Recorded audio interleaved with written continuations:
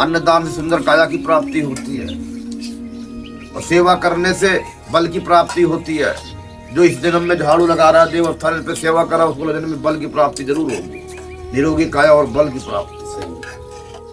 ये सही तुम बलवान हुए, बल पर तुम्हारे अकेले के लिए तुम्हें परमात्मा ने नहीं दिया है।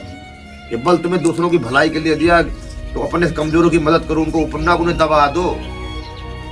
जो डूब रहे उनको उठाने के लिए मिला, उनको बल है, तुम्हें उनको ऊपर उठा दो, लेकिन तुमने बल उनको दबा रहे हो नीचे।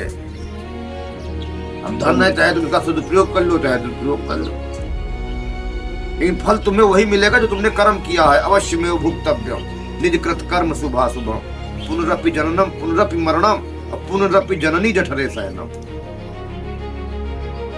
बार बार पुनरपि जन्म, बार बार आपका जन्म होगा, पुनरपि मरणम, बार बार आपको मरना पड़ेगा, शरीर को त्यागना पड़ेगा, और पुनरपि जननी, बार बार आपको उल्टा माँ के गर्भ में जाकर लटकना पड़ेगा 9 माह।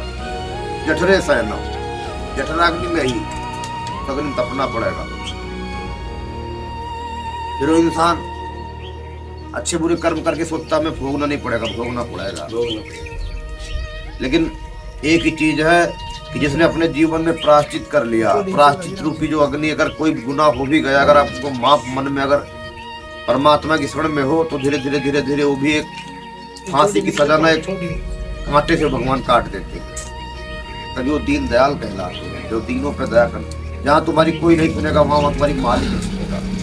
तुम्हारी सिर्फ यहाँ सुनेंगे तो तुम शरीर में हो, जब तुम्हारी शरीर छूट जाएगी, तुम्हारे साथ कोई सुनने वाला नहीं है। वहाँ तुम्हारी नेकियां ही, तुम्हारा जो धर्म ही। तभी तो कहे हैं धर्मो रक्षति रक्षिता। जब तुम धर्म की रक्षा करोगे, धर्म तुम्हारी रक्षा करेगा। जब तुम अधर्म में चलोगे तो धर्म तुम्हारी रक्षा कभी नहीं करेगा।